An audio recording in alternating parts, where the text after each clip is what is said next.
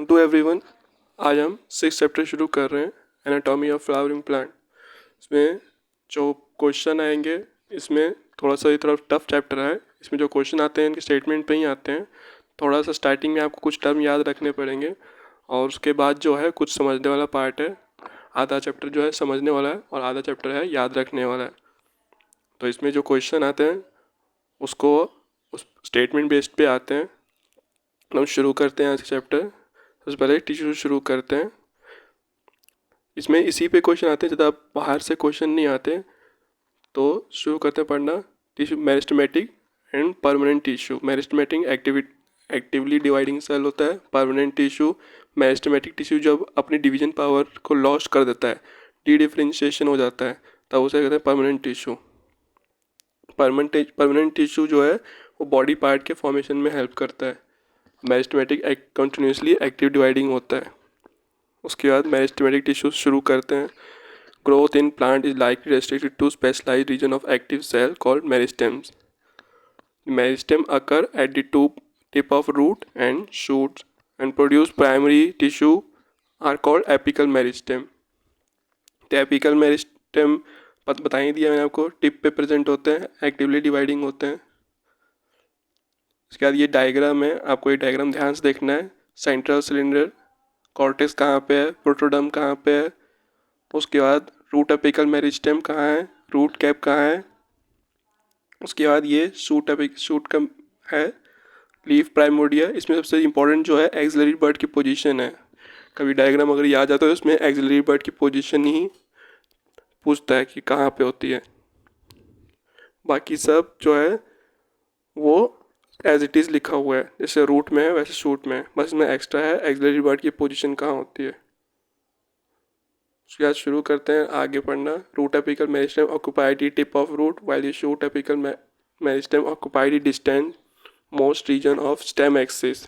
तो टिप पे प्रेजेंट होता है और स्टेम में जो होता है, शूट पे जो होता है वो थोड़ा सा पीछे होता है, स्टेम के पास वाले एरिया में होता है। During the formation of leaf and elongation of stem, some cells left behind from the shoot apical meristem constitute the axillary bud। तो एक्सिलरी बर्ड क्या है? जब स्टेम का इलोंगेशन होता है, ग्रोथ होती है, जब प्लांट की ग्रोथ होती है तो उसमें जब स्टेम का इलोंगेशन होता है तो कुछ जो है नोड्स के पास, नोड्स जो होते हैं उनके वहाँ पे कुछ बर्ड्स प्रेजेंट होते हैं, वही होते हैं एक्सिलरी बर्ड, जो कि ब्रांचिंग फॉर्म करते हैं। The axil of leave and capable of forming branch और अ फ्लावर। तो लीफ फॉर्म होता है वहीं पे और ब्रांचिंग होती है और फ्लावर वहीं से निकलता है। The meristem which occur between mature tissue is known as intercalary meristem. Intercalary meristem ये बीच वाला पार्ट होता है, मतलब जो मैच्योर वाला पार्ट है जो हो चुका है, जो अब डिवाइडिंग नहीं होगा, वहाँ जो प्रेजेंट होता है वहाँ पे इंटरकैलरी मेरिस्टेम होता है। They occur in grasses and regenerate part removed by the grazing herbivores। both apical meristem and intercalary meristem are primary meristem। तो दोनों प्राइमरी मेरिस्टेम है because they appear early in life of plant। तो apical meristem पता ही चल गया आपको कि सबसे टिप वाला पार्ट होता है, जो शूट होता है उसका जो टिप होता है उसके थोड़ा जस्ट पीछे होता है, मतलब मैच्योर रीजन के पास ही होता है थोड़ा स्टेम के। और जो इंटरकैलरी मेरिस्टेम होता है वो मैच्योर टिश्यू के बीच में प्रेजेंट होता है। उसके बाद पढ़ते हैं the meristem that occur in mature region of root and shoot of many plant particularly those that produces woody axis appear later than primary meristem is called secondary और lateral meristem। मतलब जो increase करे गर्थ की उसे कहते हैं secondary और lateral meristem. Primary growth जब ख़त्म हो जाती है तब उसके बाद प्राइमरी ग्रोथ मतलब एक तरह से इलोंगेशन वाली ग्रोथ, और उसके बाद जब ग्रोथ ख़त्म हो जाती है तो सेकेंडरी ग्रोथ शुरू हो जाती है। सेकेंडरी ग्रोथ में जो होता है गर्थ की इंक्रीज होती है, मतलब किसी भी स्टेम की मोटाई शुरू होती है, फिर तो गर्थ में इंक्रीज करना शुरू करता है। दैट्स वाई कॉल्ड सेकेंडरी और lateral meristem. They are called cylindrical meristem, vascular cambium, interfascicular cambium and cork cambium are example of lateral meristem. तो मार्क कर लीजिए, very very important. Vascular cambium xylem और phloem के बीच में present होता है, और इंटरफेसिकुलर कैम्बियम 2 वेस्कुलर बंडल के बीच में प्रेजेंट होता है। और कॉर कैम्बियम जो होता है जब सेकेंडरी ग्रोथ होती है, या मैं इसको आगे डिटेल में बताऊंगा, जब ग्रोथ होती है सेकेंडरी ग्रोथ तब कॉर कैम्बियम फॉर्म होता है, जिसमें क्या है जो आउटर वाला पार्ट है, जो जैसे इंक्रीज करती है गर्थ, उसमें जो आउटर वाला पार्ट है वो बाहर की ओर जाता रहता है, अंदर से वो मोटा होता रहता है। इसके बारे में डिटेल में मैं लास्ट में बताऊंगा चैप्टर के। Following division of cells in both primary and as well as secondary meristem, the newly formed cells become structurally and functionally specialized and lose the ability to divide. Such cells are permanent cell. तो permanent cell जो अपनी division capacity को loose कर चुका है उसे permanent cell कहेंगे। और यह दूसरा वर्ड यूज है mature cell. Become structurally and functionally specialized, मतलब अब एक फंक्शन परफॉर्म कर रहा है, वो परमानेंट टिश्यू है, वो एक फंक्शन परफॉर्म कर रहा है, पर डिवीजन पावर ख़त्म हो चुकी है। During the formation of primary plant body, specific region of apical meristem produce dermal tissue, ground tissue, vascular tissue. इसके बारे में भी हम बाद में पढ़ेंगे। प्राइमरी प्लांट, ये भी प्राइमरी जो फॉर्मेशन होती है प्लांट की, उसी में भी यही होता है एपिकल मेरिस्टेम, तो अभी पढ़ ही लिया हमने। जो होता है डर्मल टिश्यू प्रोड्यूस करता है। डर्मल मतलब जो आउटर जो स्किन है, एपिडर्मिस है प्लांट की, उसके फॉर्मेशन में हेल्प करता है, चाहे स्टेम हो या रूट हो, उसकी जो आउटर डर्मल पार्ट है उसके फॉर्मेशन में जो हेल्प करता है एपिकल मेरिस्टेम। और ग्राउंड टिश्यू में आ जाता है जो एपिडर्मिस है और जो एंडोडर्मिस है, उसके अलावा जो भी टिश्यू है उसको कहते हैं ग्राउंड टिश्यू। वस्कुलर टिश्यू पता ही आपको, जाइलम और फ्लोएम में एपिकल मेरिस्टेम का रोल। उसके बाद परमानेंट टिश्यू पे आते हैं। परमानेंट टिश्यू में 3 टिश्यू हुए, पैरेन्काइमा, कोलेनकाइमा, स्क्लेरेन्काइमा। इसमें जो इंपॉर्टेंट लाइन है उसको आप मार्क करते चलिएगा। एक बार इसको के बारे में पढ़ लीजिए। Permanent tissue having many different type of cells called complex tissue. Simple tissue पहले पैरेन्काइमा, ये डायग्राम दिया हुआ है पैरेन्काइमा का। इंटरसेलुलर स्पेसेस प्रेजेंट होंगे, क्लोरोप्लास्ट प्रेजेंट होगा, फोटोसिंथेसिस परफॉर्म करेगा, स्फेरिकल है शेप में, ओवल है कोई शेप में, कोई पॉलीगनल है। इनके जो सेल वॉल होंगे थिन होंगे और सेलुलोसिस में बने होंगे। बस यही लिखा है पैरेन्काइमा के बारे में यहाँ पे एनसीईआरटी में। फंक्शन इसका लिखा है फोटोसिंथेसिस, स्टोरेज, सीक्रेशन। उसके बाद कोलेनकाइमा ये डायग्राम दे रखा है, डायग्राम को भी आप देखते जाइएगा। डायग्राम भी इम्पोर्टेंट है, इस पे से क्वेश्चन आ सकता है, डायग्राम पे से लेवलिंग पे आ सकता है। ये जो है कॉर्नर में है, जो रेड है वो है हेमीसेलुलोज है, जो कि स्ट्रक्चरल रिजिडिटी प्रोवाइड करता है एक तरह से। कोलेनकाइमा में आगे पढ़ते हैं। Occur in layer below the epidermis in most of the dicotyledonous plant. It is found either as a homogeneous layer or in patches. It consists of cells which are much thickened at the corner due to deposition of cellulose, hemicellulose, pectin. तो 3 आपको याद रखना है कि ये तीनों जो है कॉर्नर में क्या प्रेजेंट है, सेलुलोज, हेमीसेलुलोज और पेक्टिन, और स्ट्रक्चर सपोर्ट प्रोवाइड करता है डाइकोटिलेडोनस प्लांट को। और जो एक मार्क करिए, वेरी इंपॉर्टेंट लाइन लिखी है, they provide mechanical support to the growing part of plant such as young stem and petiole of leave. इसको मार्क करिए। पेटियोल ऑफ लीव पता ही है आपको, जो लीव के जिससे जो तना होता है, जिससे वो स्टेम से अटैच होता है, उसको पेटियोल कहते हैं। तो उसको रिजिडिटी प्रोवाइड करता है, स्ट्रक्चर सपोर्ट प्रोवाइड करता है कोलेनकाइमा। और एक लाइन आप अंडरलाइन कर लीजिएगा, these cells assimilate food when they contain chloroplast. उसके बाद आते हैं स्क्लेरेन्काइमा में। ये 2 टाइप के होते हैं स्क्लेरेन्काइमा, फाइबर और स्क्लेरेट्स। फाइबर का आपको दे ही रखा है यहाँ डायग्राम, स्क्लेरेट्स का जो है ट्रांसफर सेक्शन दे रखा है स्क्लेरेट्स का। फाइबर ये सब दोनों डेड होते हैं, कोलेनकाइमा में भी डेड ही होते हैं, मगर जब क्लोरोप्लास्ट प्रेजेंट हो तो फोटोसिंथेसिस परफॉर्म कर रहे हैं, स्टोर कर रहे हैं फूड को। तो इसमें पढ़ते हैं, थिक वॉल होता है, लिग्निफाइड सेल्स होते हैं, few और numerous bit होता है, they are usually dead and without protoplasm on the basis of variation in form, structure, origin and development. Sclerenchyma may be either fiber or sclerid. The fiber, thick-walled, elongated, pointed cell generally occurring in group in various part of plant. उसके बाद आते हैं स्क्लेरिड पे। स्क्लेरिड spherical Oval होता है, cylindrical होता है, highly थिकन्ड होता है, ल्यूमेन इसका बहुत छोटा होता है, नैरो कैविटी होती है। और ये कहाँ कहाँ प्रेजेंट होता है अभी इसको मार्क करिए, वेरी वेरी इंपॉर्टेंट। इसमें से क्वेश्चन अभी तक आया नहीं है पर आ सकता है। कहाँ कहाँ प्रेजेंट होता है? Guava, pear, sapota, seed coat of legumes, leaves of tea. Sclerenchyma provides mechanical support to the organ. तो कॉलेनकाइमा और स्क्लेरेनकाइमा दोनों मैकेनिकल सपोर्ट प्रोवाइड करते हैं। वो support collenchyma mechanical support provide करता है यंग स्टेम को, लीफ पीटियोल को, और जो स्क्लेरेनकाइमा है प्रोवाइड सपोर्ट करता है ऑर्गन को। उसके बाद कॉम्प्लेक्स टिश्यू जो एक से ज़्यादा टाइप से सेल से बने हो, उसमें जाइलम से पहले शुरू करते हैं। जाइलम पता ही है, बचपन से आप पढ़ते जा रहे हैं। जाइलम जो है वाटर और मिनरल कंडक्शन करता है।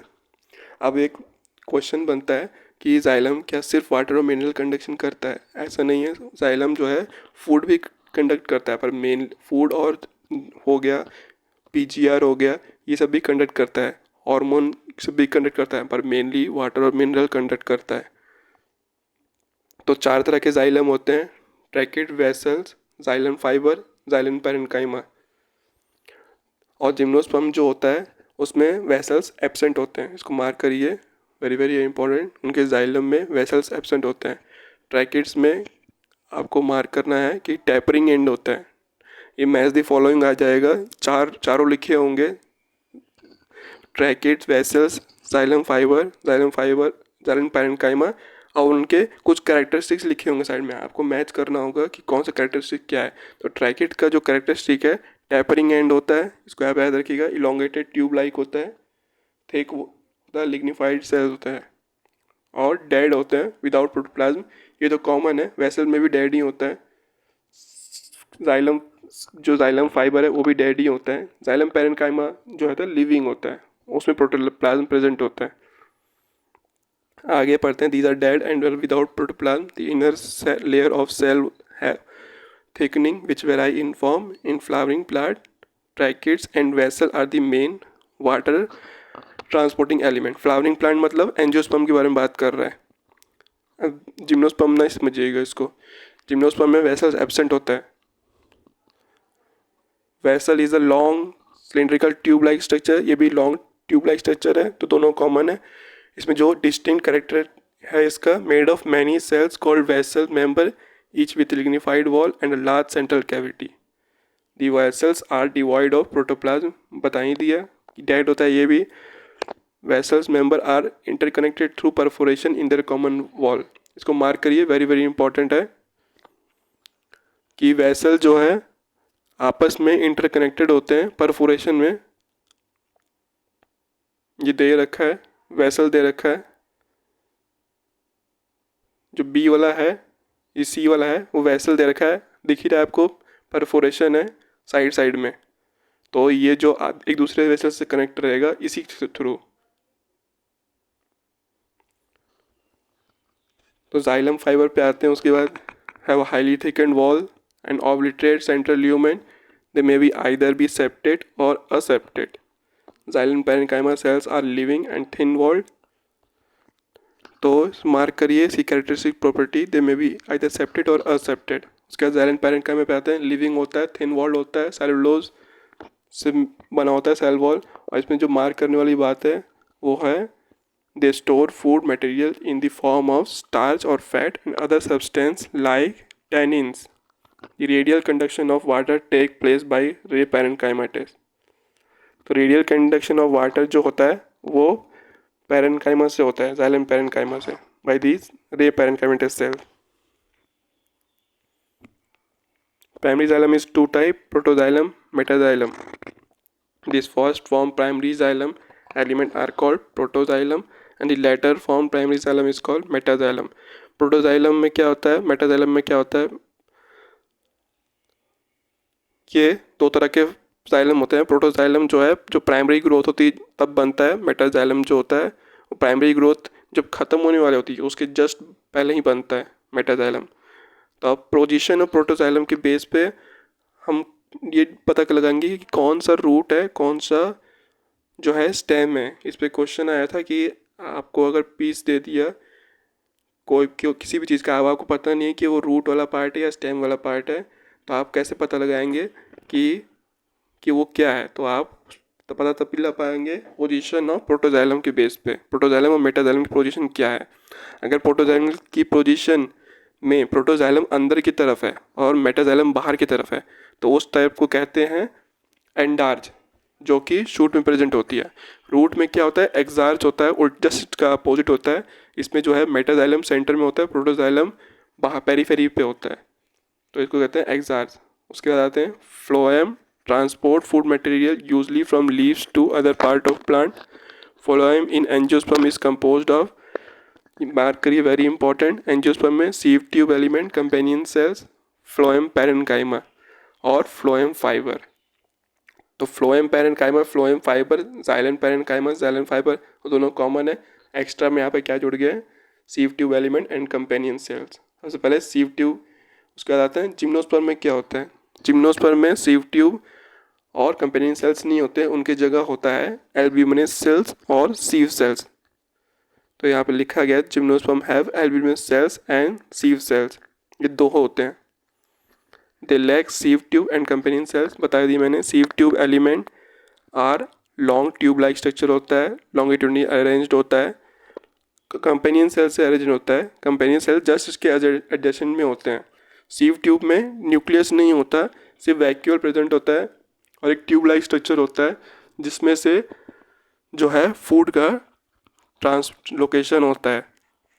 और इसके जो प्रेशर है, प्रेशर ग्रेडियंट है, उसको मेंटेन करता है कंपेनियन सेल। तो कंपेनियन सेल जो है सीव ट्यूब के साथ ही चिपका हुआ रहता है और वो उसके प्रेशर को मेंटेन करता है। तो वहीं लिखा हुआ है A mature sieve element possesses peripheral cytoplasm and a large vacuole but lack a nucleus. Mark करिए very important. The function of sieve tube are controlled by nucleus of companion cell. बता दिया मैंने companion cell का function क्या है कि उस sieve tube के फंक्शन को कंट्रोल करता है उसका न्यूक्लियस से। Companion cells are specialized parenchyma cells. very important, mark करिए। तो companion cells इसमें लिविंग है, आपको छाटने के लिए आ जाए कौन कौन से सेल इसमें लिविंग है, कौन कौन से नॉन लिविंग है, तो आपको कंफ्यूज नहीं होना है कि कौन सा लिविंग है कौन सा नॉन लिविंग है। सबसे पहले हमने पढ़ लिया जाइलम पैरेन्काइमा लिविंग है, अब यहाँ पे कंपेनियन सेल्स लिविंग है, पैरेन्काइमेटस है, न्यूक्लियस प्रेजेंट है। उसके बाद लिखा गया sieve tube element and companion cells are connected by pit field present between their common longitudinal wall. Pit field से कनेक्ट होता है, एक तरह से ट्यूब लाइक ही होता है। ये देखिए डायग्राम दे रखा है, फ्लोएम का बी वाला पार्ट जो है डायग्राम दे रखा है। इसमें सीव ट्यूब ऐसा होता है, बीच में दिख ही रहा है आपको, कंपेनियन सेल्स जस्ट इसके एडजेसेंट में है साथ में, और उसके बाद सीव पोर है जिससे एक दूसरे से जब सीव ट्यूब कनेक्ट होते हैं उसके बीच में सीव पोर होता है, और कंपेनियन सेल दोनों आपस में इससे ज्वाइंट होता है स्लिट के थ्रू। उसके बाद आते हैं फ्लोएम पैरेन्काइमा पे, कंपेनियन सेल हो गया। उसके बाद आते हैं phloem parenchyma is made up of elongated tapering cylindrical cells. Mark करिए tapering cylindrical cell which have dense protoplasm. तो पैरेन्काइमा जहाँ भी वर्ड आ जाएगा आप मान के चलिए वो लिविंग है। The cell wall is compose of cellulose and has a pit through which, pit मतलब एक तरह से गड्ढा जैसा ही होता है, मतलब वॉल में जो होता है एक गड्ढा ही होता है, जैसे वॉल चल रही होती है बीच बीच में गड्ढे गड्ढे होते हैं। पिट और पोर के बीच में जो आपको डिफरेंस है समझ में आना चाहिए। पोर में जो बिल्कुल आर पार साइड में पार हो सके, और पिट में क्या होता है एक तरह का गड्ढा जैसा प्रेजेंट होता है।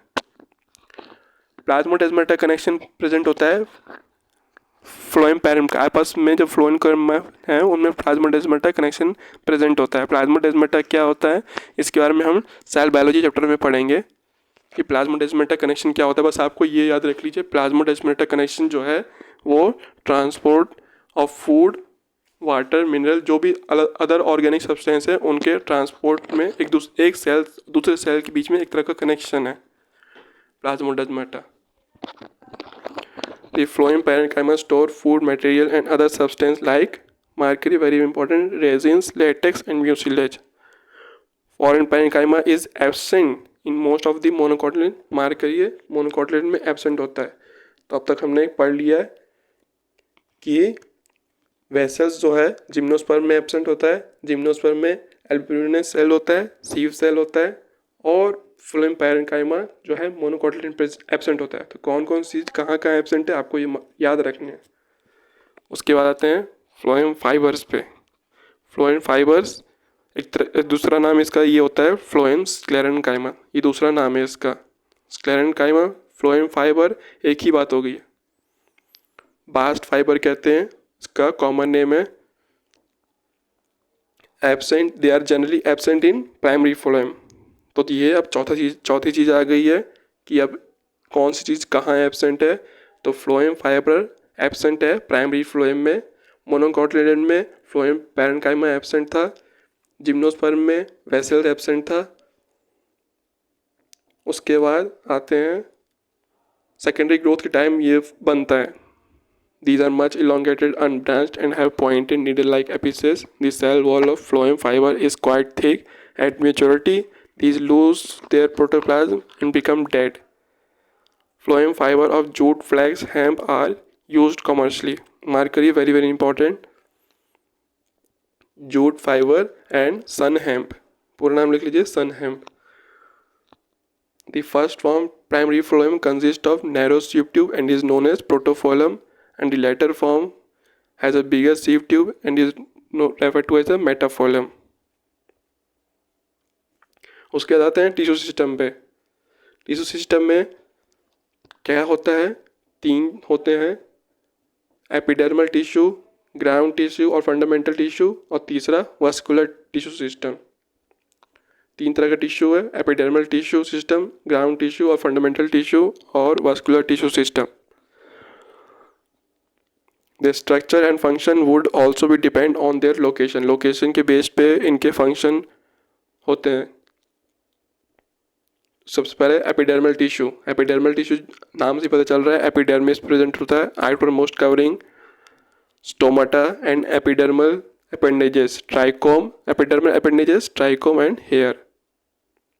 एपिडर्मल सेल्स तीन हो गए. एपिडर्मल टिश्यू कहाँ प्रेजेंट होता है, टिश्यू सिस्टम के बारे में लिखा गया, तीन cell, epidermal cells, stomata and epidermal appendages and trichome and hair. The epidermis is the outer most layer of primary plant body. It is made of elongated arranged cell which form continuous layer. Epidermis is usually single layered. Epidermidal are parenchymatous होता है. The outside of the epidermis is often covered with waxy thick layer called cuticle. तो ये shoot वाले part के बारे में बता रहा है. जो प्लांट का जो शूट वाला पार्ट है, स्टेम जो है, उसमें क्यूटिकल प्रेजेंट होता है, और जो रूट वाले पार्ट में है उसमें रूट हेयर प्रेजेंट होते हैं. तो आपको अगर पता करना हो, कोई भी पीस दे दे, आपको पता करना हो कि रूट वाले पार्ट से काटा गया है, ये शूट वाले पार्ट से काटा गया है, तो आप पता करेंगे क्यूटिकल से, क्यूटिकल से प्रेजेंट करेंगे, क्योंकि रूट में जो है क्यूटिकल एब्सेंट होता है. और दूसरा होगा कि ट्राइकोम प्रेजेंट होंगे स्टेम वाले पार्ट में. Cuticle is absent in root. समझ में आ गया आपको कि रूट और शूट में कैसे डिफ्रेंशिएट करेंगे आप. क्यूटिकल जहाँ पे एब्सेंट होगा वो रूट वाला पार्ट रहता है. Stomata are the structure present on epidermis of leaves. Stomata regulate the process of transpiration and gases exchange. यहाँ बचपन से पढ़ते आ रहे हैं कि स्टोमाटा जो है ट्रांसपिरेशन और गैसेज एक्सचेंज में हेल्प करता है. स्टोमाटा दो बीन शेप्ड बना होता है, उनको कहते हैं guard cell. In grasses, the guard cells are dumbbell belt shaped. The outer wall of guard cell away from the pore are thin and inner wall towards the stomata are highly thickened.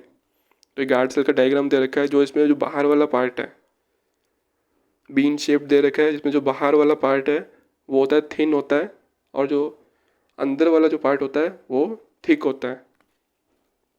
तो इसमें एक question आया था 2017 में, ये आपको पढ़ना पड़ेगा, बाद में चैप्टर में पढ़ना पड़ेगा कि जो ओपनिंग और क्लोजिंग ऑफ स्टोमेटा की जो गार्ड सेल की जो पोर होती है वो किससे रेगुलेट होती है? तो यहाँ बीच में फाइबर प्रेजेंट होते हैं जो रेडियल डायरेक्शन में प्रेजेंट होते हैं गार्ड सेल की, मतलब जो आउटर जो थिन लेयर है और जो इनर जो थिक लेयर है, आप उनके आपस में बीच में फाइबर प्रेजेंट होते हैं। जब वो पोर खुलता है तो वो अंदर वाले को बाहर की ओर खींचता है। उसके बाद पर्सन डंबल शेप्ड होता है ग्रासेस में। Sometimes a few dermal cells in the vicinity of guard cell become specialized in their shape and size and known as subsidiary cell. Subsidiary cell क्या होता है? जब गार्ड सेल कि just outside में present होता है। इस पे क्वेश्चन आया था नीट में कि सबसेट की गार्ड सेल के जस्ट आउटसाइड सेल कौन सा होता है, तो आंसर गया था सब्सिडरी सेल। 2017 में 17 या 16 में शायद क्वेश्चन आया था इस पे। Stomatal aperture guard cell and surrounding subsidiary cells are together called as stomatal apparatus. Mark करिए, very important. The cells of epidermis bear a number of hair. The root hair are unicellular. तो root hair जो है unicellular होता है, वहीं दूसरी ओर trichome जो होता है मल्टी सेलुलर होता है। ट्राइकोम जो है सूट सिस्टम पे प्रेजेंट होता है और रूट हेयर जो है रूट पे प्रेजेंट होता है। ट्राइकोम के बारे में लिखा है ब्रांच्ड हो सकता है, अनब्रांच्ड हो सकता है। Trichome help in preventing water loss due to transpiration. Very very important, mark करिए। ग्राउंड टिश्यू सिस्टम पे आते हैं अब। उसके ग्राउंड टिश्यू में जो है मार्क करिए लाइन, बहुत अच्छी लाइन लिखी है। पैरेन्काइमल सेल ग्राउंड टिश्यू में कहाँ का प्रेजेंट होता है? Cortex, pericycle, pith and medullary rays and in the primary stem and root. ये तो हमने स्टार्टिंग में पढ़ लिया। जो प्राइमरी बॉडी होती है प्लांट की, वहाँ पे ग्राउंड टिश्यू में पैरेन्काइमेटस सेल होता है और उसके अलावा कॉर्टेक्स, पेरिसाइकिल, पिथ और मेडुलरी रेज। तो ग्राउंड टिश्यू किसको कहते हैं, इसको भी मार्क करिए। सबसे जो पहली लाइन है बहुत इंपॉर्टेंट लाइन है, all the tissue except epidermis and vascular bundle are called ground tissue. मैंने स्टार्टिंग में बता ही दिया था चैप्टर अभी थोड़ी देर पहले कि ग्राउंड टिश्यू किस कहते हैं। एपिडर्मिस और वस्कुलर बंडल के अलावा जो भी टिश्यू हैं उनको ग्राउंड टिश्यू कहेंगे। The ground tissue consist of thin walled chloroplast containing cells is called mesophyll. तो ग्राउंड टिश्यू में मीजोफिल होता है, क्लोरोप्लास्ट होता है, या आप पता ही है कि मीजोफिल में ही क्लोरोप्लास्ट होता है और वहीं से फोटोसिंथेसिस परफॉर्म होता है शुरू। उसके बाद आ देते हैं वैस्कुलर टिश्यू सिस्टम में। वैस्कुलर टिश्यू सिस्टम में ये जो पहला डायग्राम है वो है कॉन्जॉइंट का जिसमें जो है जाइलम और फ्लोएम ऑलमोस्ट सेम लेवल पे प्रेजेंट है। सॉरी, रेडियल का डायरेक्शन रेडियल का है, जिसमें जाइलम और फ्लोएम जो है डिफरेंट रेडिया भी प्रेजेंट है। उसके बाद जो है फ्लोएम और जाइलम, इसके बीच में कैम्बियम एब्सेंट है। ये मोनोकोटिलेडन का एग्जांपल है। कॉन्जॉइंट क्लोज्ड और कॉन्जॉइंट ओपन जिसमें कैम्बियम प्रेजेंट हो। तो कैम्बियम प्रेजेंट है कॉन्जॉइंट ओपन में, और कॉन्जॉइंट क्लोज्ड जो कि मोनोकोटिलेडन का होता है जिसमें कैम्बियम एब्सेंट होता है जाइलम और फ्लोएम के बीच में। तो अब इसको आगे शुरू करने से पहले मैं एक बात बता दूं कि जो मोनोकोटिलेडन होते हैं उसमें सेकेंडरी ग्रोथ नहीं होती है। सेकेंडरी ग्रोथ नहीं होती है, इस पर क्वेश्चन आता है सेकेंडरी ग्रोथ क्यों नहीं होती है मोनोकोटिलेडन में? क्योंकि कैम्बियम एब्सेंट होता है। यहाँ पे देख रहे हैं कैम्बियम एब्सेंट है, तो उनके लिए वर्ड यूज़ करते हैं कि क्लोज्ड वस्कुलर बंडल होता है। वही डाइकोटिलेडन में सेकेंडरी ग्रोथ प्रेजेंट होती है। सेकेंडरी ग्रोथ जहाँ भी होगी वो डाइकोटिलेडन में ही होगी क्योंकि कैम्बियम प्रेजेंट होता है। कैम्बियम ही है जो आगे फर्दर डिवीजन करता है फ्लोएम का और जाइलम का। ये जाइलम आगे की ओर पुश करता जाएगा और एक नया जाइलम यहाँ पे बन जाएगा। वही फ्लोएम जो है, प्राइमरी फ्लोएम जो है वो बाहर वाला, वो आगे की तरफ चलता जाएगा और एक नया फ्लोएम बन जाएगा यहाँ पे। तो वही सब कुछ लिखा हो गया है। रेडियल और कॉन्जॉइंट, कॉन्जॉइंट जो है in conjoint type of vascular bundle, xylem and phloem are jointly situated along the same radius of vascular bundle. Such vascular bundle are common in stem and leaf. Radial R से radial, R से root, तो root में present होता है radial, और conjoint जो है stem और लीफ में प्रेजेंट होता है। उसके बाद आते हैं एनाटॉमी ऑफ डाइकोटिलेडोनस प्लांट। तो अब डाइकोटिलेडोनस में ही सेकेंडरी ग्रोथ होगी क्योंकि कैम्बियम प्रेजेंट होता है, मोनोकोटिलेडोनस में नहीं होता सेकेंडरी ग्रोथ। जब हम सेकेंडरी ग्रोथ पढ़ेंगे तब इसके बारे में डिटेल में पढ़ेंगे ये कैम्बियम का फंक्शन क्या है, वो कैसे काम करता है और कैसे कट करता है फ्लोएम और जाइलम को। तो उससे पहले आते हैं डाइकोटिलेडोनस रूट के एनाटॉमी पे। Outer most layer is called epiblema. उसके बाद एपिब्लेमा के बाद होता है, उसमें से जो होता है रूट में रूट हेयर प्रेजेंट होंगे, ये आपको पता ही है रूट हेयर प्रेजेंट होगा। उसके बाद cortex consist of several layer of thin walled parenchyma, ये आपको पता ही है कि पैरेन्काइमा कहाँ कहाँ प्रेजेंट होता है। 4 चीज़ हमने पढ़ ली थी, प्राइमरी वास्कुलर फ्लोएम और प्राइमरी शूट और रूट के अलावा कि कहाँ कहाँ पैरेन्काइमा प्रेजेंट होता है। तो पेरिसाइकिल, पिथ, कॉर्टेक्स और मेडुलरी रेस, ये एनाटॉमी दे रखा है, इसको आप ध्यान से देखिए। सबसे बाहर जो है रूट हेयर है, सीक्वेंस पे क्वेश्चन आ जाता है कि सीक्वेंस वाइज अरेंज करिए। सबसे पहले बाहर रूट हेयर, उसके बाद एपिडर्मिस, उसके बाद कॉर्टेक्स, उसके बाद एंडोडर्मिस, उसके बाद पेरिसाइकिल, उसके बाद एंडोडर्मिस के बाद प्रोटोजाइलम और मेटाजाइलम प्रेजेंट है। सबसे बीच में जो है वो है पिथ है present. The inner most layer of cortex is called endodermis और आउटर मोस्ट लेयर को कहते हैं हाइपोडर्मिस। हाइपोडर्मिस जस्ट एपिडर्मिस के नीचे हो प्रेजेंट, उसको कहते हैं हाइपोडर्मिस, और इनर लेयर को कहते हैं एंडोडर्मिस। यहाँ पे लिखा गया है, मार्क करिए, बहुत इंपॉर्टेंट चीज़ लिखी गई है। It comprises of single layer of barrel shaped cells without any intercellular spaces. The tangential as well as radial wall of the endodermal have a deposition of water impermeable waxy material suberin in the form of Casparian strip. Next to endodermis lies a few layers of thick walled parenchymatous cell referred to as the pericycle. Pericycle के बारे में यहाँ पे एक extra बात नहीं लिखी गई है, आप इसको साइड में नोट कर लीजिए यहीं पे साइड में कि initiation of lateral root, vascular cambium और कॉर्क कैम्बियम आप एक्स्ट्रा में नोट कर लीजिए। वो तीनों जो है पेरिसाइकिल से ही फॉर्म होते हैं। उसके बाद आते हैं the secondary growth take place in the cell. तो सेकेंडरी ग्रोथ वही बता रहा है कि जो कॉर्क कैम्बियम जो होता है वही सेकेंडरी ग्रोथ में मेन रोल प्ले करता है। तो यहाँ पे इनडायरेक्टली इसने बोल दिया है कि सेकेंडरी ग्रोथ होती है यहीं से, तो कॉर्क कैम्बियम भी है यहीं से ओरिजिनेट होता है। तो 3 चीज़ें हो गई, लैटरल रूट और वास्कुलर कैम्बियम। और इसको आप मार्क करिए। इसके बाद बहुत ही इंपॉर्टेंट लाइन लिखी गई है, द पिथ इज स्मॉल और इनकॉन्स्पिशियस। जैसे जैसे आगे बढ़ते जाएंगे तो आपको याद रखनी कहाँ पे कॉन्स्पिक्यूअस है और कहाँ पे इनकॉन्स्पिक्यूअस है, कहाँ पे पिथ वेल डेवलप्ड है, कहाँ पे पिथ वेल डेवलप्ड नहीं है। तो डाइकोट रूट में पिथ जो है वेल डेवलप्ड नहीं है, इसको आप मार्क कर लीजिएगा, बहुत इंपॉर्टेंट लाइन लिखी गई है। The parenchymous cell which lie between xylem and phloem are called conjunctive sales.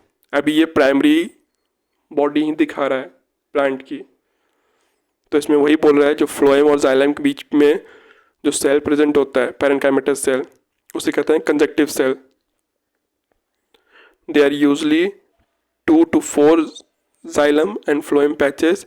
तो ये डाइकोट का मेन कैरेक्टर है मोनोकोट रूट से, कि डाइकोट और मोनोकोट रूट में आप कैसे पहचानेंगे। तो डाइकोट रूट में जो होता है 2 to 4 जाइलम और फ्लोएम पैचेस होता है, वही मोनोकोट में 6 होते हैं, तो उसके लिए वर्ड यूज़ करता है हेक्सार्ज।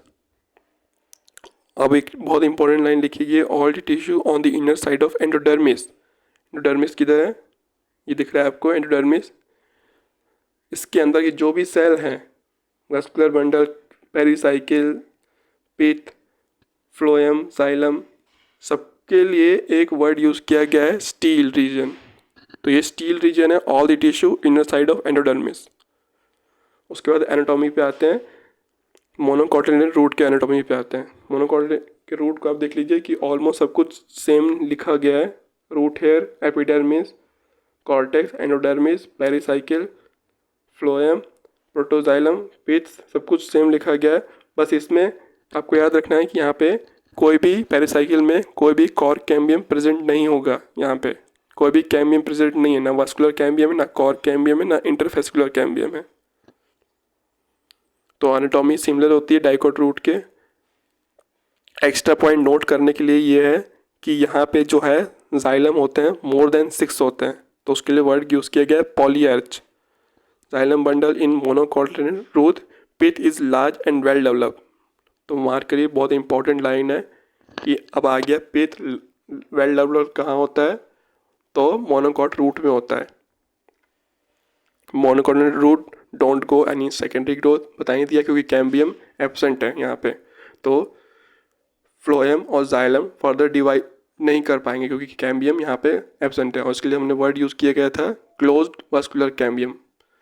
उसके बाद आते हैं डाइकोटिलेडोनस स्टेम पे। डाइकोटिलेडोनस स्टेम में बाहर के साइड एपिडर्मिस होता है, covered with a thin layer of cuticle. Cuticle present होंगे। क्यूटिकल आपको पता है रूट में एब्सेंट होता है। क्यूटिकल का फंक्शन क्या था, ट्रांसपिरेशन में वाटर लॉस को प्रिवेंट करना। It may bear trichome and few stomata. तो स्टोमेटा प्रेजेंट भी होंगे, एब्सेंट भी होंगे, कहीं कहीं पे ट्राइकोम प्रेजेंट भी होगा और एब्सेंट भी होगा। The cells arrange in multiple layer between epidermis and pericycle constitute the cortex. ये तो पता ही है हमें कि एपिडर्मिस और पेरिसाइकिल के बीच में जो प्रेजेंट होता है कॉर्टेक्स होता है। It consist of 3 zone. The outer hypodermis consist of few layer of collenchyma. Very very important. Chapter के शुरू होने के पहले ही स्टार्टिंग में ही कुछ मैंने बताया था कि कॉरेन्काइमा कहाँ प्रेजेंट होता है, मैकेनिकल सपोर्ट प्रोवाइड करता है यंग स्टेम को। तो ये प्राइमरी ग्रोथ में हम पढ़ रहे हैं अभी कि हाइपोडर्मिस कॉरेन्काइमा के नीचे जो होता है कॉरेन्काइमा सेल प्रेजेंट होता है जो कि मैकेनिकल सपोर्ट प्रोवाइड करता है। Cortical layer below hypodermis consist of rounded thin-walled parenchymatous cell with conspicuous intercellular spaces. The innermost layer of cortex is called endodermis. पता ही आपको एंडोडर्मिस क्या हो गया। आउटर लेयर जो होगी हाइपोडर्मिस होगी जो एपिडर्मिस के जस्ट नीचे होगी, और इनर लेयर एंडोडर्मिस होगी। The cells of endodermis are rich in starch grain and layer is referred to as a starch sheet. Mark करिए, वेरी वेरी इंपॉर्टेंट, कि जो एंडोडर्मिस होता है rich in starch grain and layer is refer to as a starch sheet. जब हमने dicot root के बारे में पढ़ा था वहाँ पे एंडोडर्मिस में हमने क्या खास बात पढ़ी थी कि वहाँ पे उसके जो टेंजेंशियल और रेडियल वॉल पे सुबेरन डिपॉजिट होता है और वो बैरल शेप्ड होते हैं। और यहाँ पे इंपॉर्टेंट लाइन ये लिखी है कि जो एंडोडर्मिस होती है वो rich in starch grain and layer is referred to as a starch sheet. Pericycle इस आगे पढ़ने से पहले आप डायग्राम को देख लीजिए एक बार ध्यान से। जो ए वाला डायग्राम है वो ट्रांसफर सेक्शन ऑफ स्टेम का बता रखा है। ए वाला जो है डाइकोट का है, बी वाला जो है मोनोकोट का है। तो जो ए वाला है हाइपोडर्मल हेयर, एपिडर्मिस कहाँ प्रेजेंट है, हाइपोडर्मिस कहाँ प्रेजेंट है, पैरेन्काइमेटिक्स होता है। ये रूट के बारे में बात कर रहा है क्योंकि स्टेम में जो होता है हाइपोडर्मिस के नीचे कॉरेन्काइमा होता है। उसके बाद पेरिसाइकिल का एंडोडर्मिस कहाँ पे है, उसके बाद पेरिसाइकिल कहाँ पे है। वास्कुलर बंडल आप देख रहे हैं कि बाहर की साइड में जो है वो है फ्लोएम, और जो अंदर की साइड में जो रेड रेड है वो है जाइलम, और उनके बीच में है वास्कुलर कैम्बियम जो कि सेकेंडरी ग्रोथ में हेल्पफुल होगा। सेकेंडरी ग्रोथ में जब इसकी जब गर्थ इंक्रीज होगी तब यही कैम्बियम जो है वास्कुलर कैम्बियम वो डिवाइड करेगा। वहीं स्टेम में आप देखिए ये कॉरेन्काइमा पैरेन्काइमा कॉर्टेक्स रीजन जो है पैरेन्काइमा होता है, एंडोडर्मिस पेरिसाइकिल कैम्बियम प्रेजेंट है। यहाँ पे भी अंदर के टाइप मेटाजाइलम है और सबसे अंदर टाइप प्रोटोजाइलम है और पिथ है।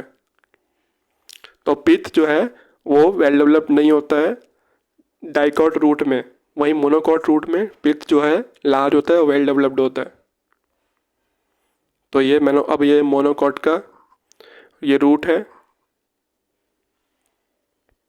यहाँ पे एपिडर्मिस दे रखा है, हाइपोडर्मिस दे रखा है, 6 से ज़्यादा मस्कुलर बंडल है यहाँ प्रेजेंट। ये ग्राउंड टिश्यू है उसका, और ये है स्टेम का। Pericycle present on inner side of endodermis and above the layer phloem in the form of semilunar patches of sclerenchyma. तो यहाँ पे पेरिसाइकिल कैसा प्रेजेंट होता है? स्क्लेरेन्काइमेटिस होता है। मार्क करिए, वेरी वेरी इंपॉर्टेंट। पेरिसाइकिल तो डाइकॉट स्टेम का, पेरिसाइकिल स्क्लेरेन्काइमेटिस होता है। In between the vascular bundle, there are few layer of radially placed parenchymatous cells which constitute the medullary rays. Medullary rays हम स्टार्टिंग में पढ़ लिया था कि जो वास्कुलर बंडल है उनके बीच में कुछ रेस प्रेजेंट होती है, उसको कहते हैं medullary race. Large number of vascular bundle arranged in a ring, ये आपको दिख ही रहा है कि रिंग फॉर्म में अरेंज है vascular bundle. In between the vascular bundle, there are few layer of radially placed parenchymatous cells which constitute the medullary rays. ये हो गया। The ring arrangement of vascular bundle is a characteristic of dicot stem. Markeri very important. Each vascular bundle is conjoined, open and with enlarged protoplasm. Large number of rounded parenchymatous cells with large intercellular spaces which occupy the central portion of stem constitute the pith. तो पिथ है, यहाँ पे well developed होता है, तो आप इसको mark करिए। अब वेल डेवलप्ड में दो एग्जांपल आ गए। सबसे पहला था मोनोकॉट रूट, यहाँ पिथ वेल डेवलप होता है, और दूसरा एग्जांपल आ गया है डाइकॉट स्टेम, यहाँ पे पिथ वेल डेवलप्ड होता है। तो इस पे क्वेश्चन आया अब तक नहीं है, पर क्वेश्चन आ जाए तो आपको कंफ्यूज नहीं होना है कि कहाँ पे डाइकॉट रूट था, कहाँ पे डाइकॉट स्टेम था। उसके बाद आते हैं मोनोकॉट स्टेम है। मोनोकॉट स्टेम जो स्क्लेरेन्काइमेटस हाइपोडर्मिस होता है। डाइकॉट स्टेम में कॉलेनकाइमेटस होता है हाइपोडर्मिस, मोनोकॉट में स्क्लेरेन्काइमेटस होता है। Large number of scattered vascular bundle each surrounded by sclerenchymatous bundle sheath. तो मोनोकॉट में स्टेम में पेरेन्काइमेटस था bundle sheath surrounded by parenchymatous sheath, और यहाँ पे स्क्लेरेन्काइमेटस है। Large number of conspicuous parenchymatous ground tissue. Vascular bundle are conjoined and closed क्योंकि cambium absent है। Peripheral vascular bundle are generally smaller than centrally located ones. The phloem parenchyma is absent. Very very important mark करिए। And water containing cavity present between the vascular bundle. उसके बाद आते हैं dorsiventral leaf में। इसको याद करना आसान है लीफ के बारे में, एनाटॉमी के बारे में। इसमें हम पढ़ते जाते हैं। लीफ 3 पार्ट प्रेजेंट होता है, epidermis, mesophyll, vascular system. Dorsiventral leaf मतलब डाइकोटिन लीफ के बारे में बात कर रहा है, और जो मोनोकॉट होता है उसके लिए वर्ड यूज़ करते हैं आइसोबाइलेटरल लीफ। डॉर्सीवेंट्रल इसलिए कहा जाता है कि इसका जो डॉर्सल वाला पार्ट है, लीफ का जो डॉर्सल वाला पार्ट है, वेंट्रल नहीं डॉर्सल वाला पार्ट है, उसमें जो है क्लोरोप्लास्ट बहुत प्रेजेंट होते हैं, और जो वेंट्रल वाला पार्ट है उसमें क्लोरीन का या तो प्रेजेंट होंगे या तो एब्सेंट होंगे। The abaxial epidermis generally bear more stomata than adaxial. तो एबैक्सियल वही बोल रहा है डॉर्सल वाले पार्ट को, और एडैक्सियल वेंट्रल वाले पार्ट को। तो लेटर में इवन लैक स्टोमेटा बता दिया मैंने आपको। The tissue between the upper and the lower epidermis is called mesophyll. Mesophyll which possess chloroplast and carry out photosynthesis is made of parenchyma. अब 2 type के पेरेन्काइमा होते हैं, palisade parenchyma, spongy parenchyma. Palisade parenchyma जो होता है वो elongated cell से बना होता है और टाइटली अरेंज्ड होता है, एक दूसरे से पैरेलली अरेंज्ड होता है। वही स्पॉन्जी पेरेन्काइमा जो होता है वो लूज सेल से ओवल और rounded loosely arranged spongy parenchyma से प्रेजेंट बना होता है। और जो पैरिसेड पेरेन्काइमा है उसकी पोजीशन होती है अडेक्सियल।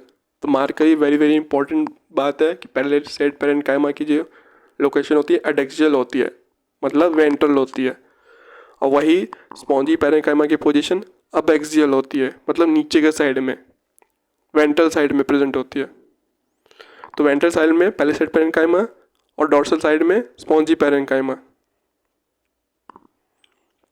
उसके बाद आते हैं दी वीन्स। उस पर वीन्स आते हैं। The size of vascular bundle are depend on the size of veins. The veins में vary in thickness in reticulate venation of dicot stem. तो आपको पता है कि डाइकोट में जो होता है उसमें जो वेनेशन होता है रेटिकुलेट होता है, और जो उनमें जो एक जो होती है मेन रिब होती है उसको कहते हैं मिड रिब, उसके अलावा जो उससे अलग अलग जो रिब निकलती है फॉर्म होती है वो सेकेंडरी और टर्शियरी ऑर्डर की, उसकी जो डायमीटर होती है वो प्राइमरी रिब से छोटी होती है। तो वास्कुलर वही बोल रहा है, बंडल शीट का जो साइज होता है वो उसी वीन के अकॉर्डिंग होता है। The vascular bundle are surrounded by layer of thick wall bundle sheet cell. उसके बाद आते हैं isobilateral leaf. Isobilateral leaf monocotyl के बारे में बता रहा है, जिसमें स्टोमेटा जो है दोनों तरफ बराबर प्रेजेंट होंगे। Stomata are present on both surface of the epidermis and the mesophyll is not differentiated into palisade and spongy parenchyma. तो यहाँ कोई पैलिसाइड और स्पॉन्जी पेरेन्काइमा वाली बात नहीं होगी। ये आप डायग्राम देख लीजिए, पहला जो है डॉर्सीवेंट्रल लीफ का एग्जांपल दे रखा है, दूसरा है आइसोबायलैटरल का। आप इसको ध्यान से देखिएगा डायग्राम को, इस पर क्वेश्चन आया है तो नहीं है, पर कभी अगर क्वेश्चन आ जाए तो पूछ देता है कि लेबलिंग की कौन सी चीज़ कहाँ प्रेजेंट थी। उसके बाद आगे पढ़ते हैं, in grasses certain adaxial epidermis cells along with vein modified themselves into large empty colourless cells, these are called bulliform cells. तो adaxial epidermis along with vein अपने आप को कर्ल कर लेते हैं, जब वाटर एब्सेंट होता है तो अपने आप को कर्ल कर लेते हैं, वही जब वाटर प्रेजेंट होता है, वाटर स्ट्रेस नहीं होता, जब वाटर की डिफिशियंसी नहीं होती तो वही फ्लैसिड हो जाते हैं। तो वही लिखा गया, when they are flaccid due to water stress they make the leaf curl inward to minimise water loss. ये अपने प्लांट में भी देख रखा है, जब प्लांट सिकुड़ता है जब पानी नहीं होता है तो ऐसे ही सिकुड़ता है, उसके लीव्स जो है ऐसे सिकुड़ता है। The parallel venation in monocot leave is reflected in near similar sizes of vascular bundle. तो अब यहीं तक इस चैप्टर को ख़त्म करते हैं। सेकेंडरी ग्रोथ के बारे में और डिटेल में बताऊंगा मैं आपको नेक्स्ट वीडियो में। तब तक आप प्राइमरी ग्रोथ को एक बार ध्यान से पढ़ लीजिए और सारी लेबलिंग जो है वो आप ध्यान से पढ़ लीजिएगा, देख लीजिएगा। Thank you.